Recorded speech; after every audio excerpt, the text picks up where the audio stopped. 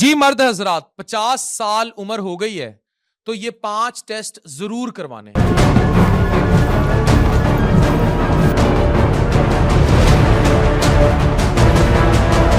اچھا اس میں یہ سب شامل ہے کہ base line, C B C, جگر کے ٹیسٹ، ہیپاٹائٹس بی سی کی سکریننگ، آج کل پاکستان میں ایچ آئی وی کی سکریننگ، اور اس کے علاوہ آپ نے اپنے گردوں کے ٹیسٹ، یہ ٹیسٹ جو بیس لائن ہے وہ تو کرانی ہے، اس کے ساتھ 50 سال آپ عمر ٹپ گئے ہیں تو آپ نے یہ ٹیسٹ کرانے ہیں۔ جیسے کہ اگر یہ نہیں کر رہے تو کسی بھی ٹائم پھر پروگرام ختم ہوگا، جوانی میں موت بھی آ سکتی ہے، یہ ان چیزوں کو سمجھنا ہے۔ ہر وہ مرد جو 50 سال سے اوپر ہے، یہ ویڈیو اس کے موبائل میں ہونی چاہیے۔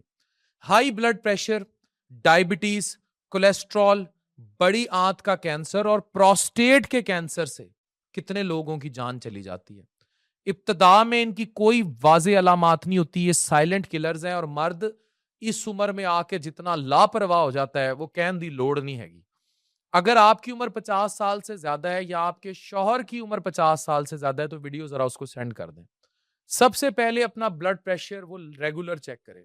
اگر وہ گھر میں غصہ کرتا ہے، لڑائی کرتا ہے، ہائی بلڈ پریشر کو سائلنٹ کلر کہا جاتا ہے، کیونکہ یہ اکثر بغیر کسی علامات کے دل، دماغ اور گردوں کو نقصان پہنچاتا ہے۔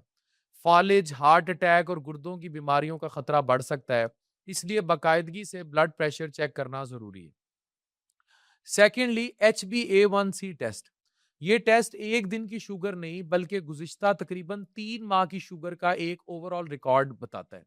50 سال کے بعد ڈائبٹیز کا خطرہ بڑھ جاتا ہے اور کئی افراد کو سالوں تک پتہ ہی نہیں چلتا، اور بر وقت تشخیص انہیں آنکھوں، گردوں، اعصاب اور دل کے نقصان سے بچا سکتی ہے۔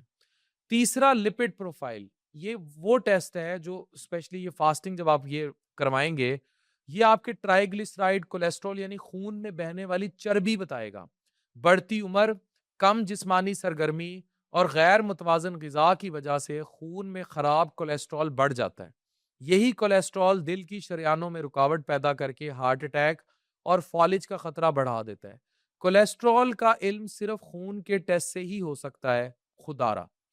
اچھا، اب چوتھا، 50 سال سے اوپر انٹرنیشنلی NHS اور امریکہ کولون کی سکریننگ کرتے ہیں، یعنی بڑی آنت کی۔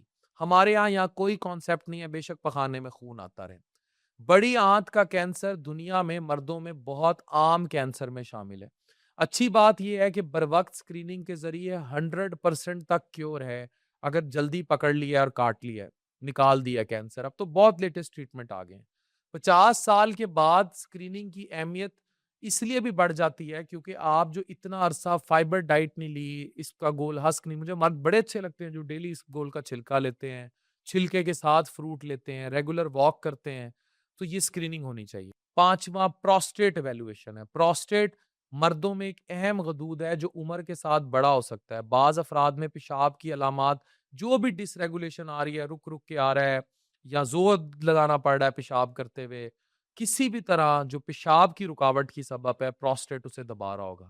پروسٹیٹ کینسر کا خطرہ بہت زیادہ ہوتا ہے مردوں میں، اس لیے اپنے ڈاکٹر سے مشورہ کر کے پروسٹیٹ کے PSA لیولز اور باقی ٹیسٹ ہوتے ہیں لازمی کروایا کریں۔